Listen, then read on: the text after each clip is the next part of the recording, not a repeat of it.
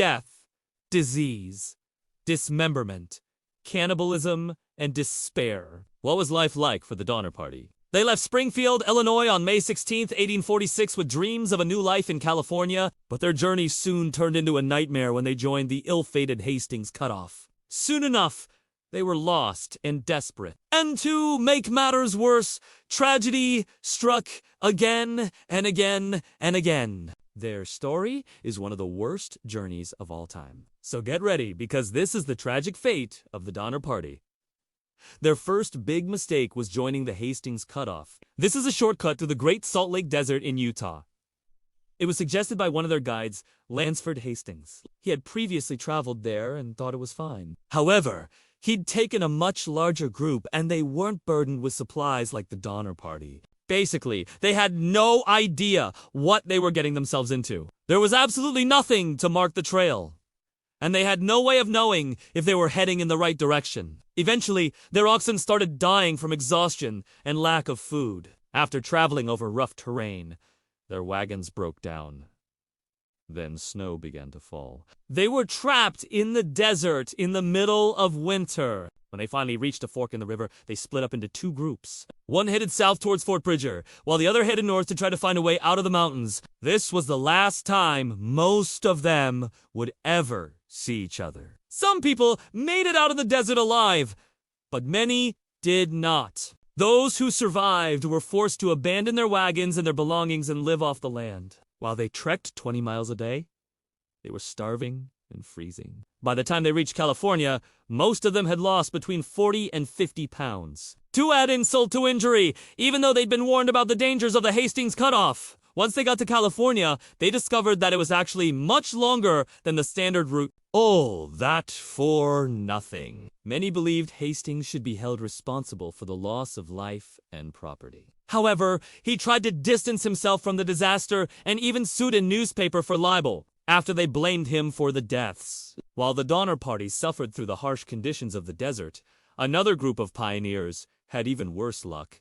George and Martha Donner, along with their 4 children and 3 servants, were part of the ill-fated tragedy party, which consisted of 7 total families. In late October 1846, they set up camp near Truckee Lake in the Sierra Nevada mountains. At the time, the snow was only knee-deep, but they planned to wait until spring to cross the path. They would have a much easier time with the snow. However, an early snowstorm arrived and trapped them at the lake. They were now stuck. And since they didn't know how to use snowshoes or skis, they were in big trouble. In an attempt to save their livestock, George led a group out of the camp to search for food. They walked 14 miles before they found a small patch of berries, but it wasn't really enough sustenance to keep them alive. Fortunately, they came across a Native American cabin, and the chief gave them food and blankets. However, they still needed a better solution.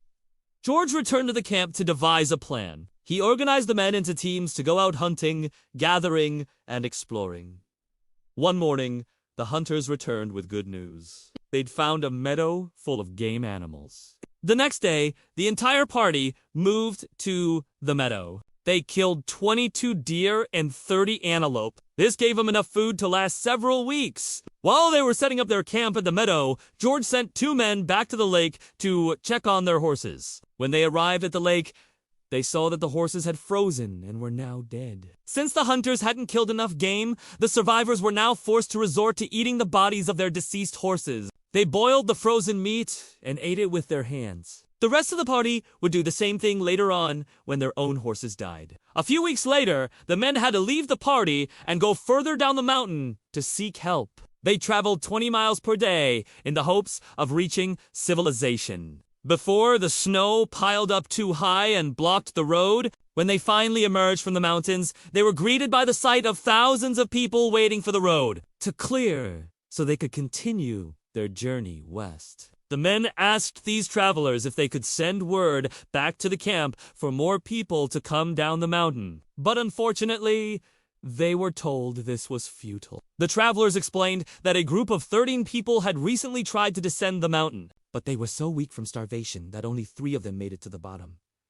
The others froze to death along the way. The men knew there was no hope of rescue and they were heartbroken. They had to return to the camp and tell their friends and family the bad news. After the men returned to the camp, George took his own life. His wife and children lived on for several months, subsisting on the bodies of their oxen and deer. They eventually managed to reach the Truckee River, but there was too much ice, so they were unable to cross, and they perished.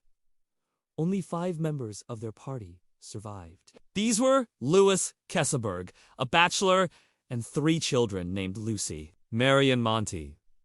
After George Donner's death, Keseberg became the unofficial leader of the party. He organized a search team in early January to look for food. Unfortunately, they couldn't find much. And a month later, George's body was found near the camp. Everyone was getting desperate, so they resorted to eating the bodies of the deceased. A rescue party was sent for them in January 1847, but the heavy snowfall delayed their arrival. Many of the survivors had already given up hope by the time they arrived. The rescuers were horrified by what they found. One of the survivors described it perfectly. "We found the remains of what once happy families scattered around the camp, some under the floor of the house, others in the loft, some in the beds, and in every variety of posture. Here, a human skeleton lay with a well-filled pantry close by. There an empty stomach and bowels lay beside a pile of fresh meat." After they were rescued, Keseberg refused to accept any charity for fear of appearing to be a pauper. He walked barefoot to the nearest jail where he could get a free meal. Years later, he was charged with murdering Donner and robbing his widow. He was acquitted of both charges. Keseberg went on to marry one of the women he'd been trapped with. They had 8 children together, and he lived until 1890. These are just some of the horrific things that happened on the Oregon Trail. If you want to hear more stories, check out my video on the real cause of the Great Dying, or watch this video instead.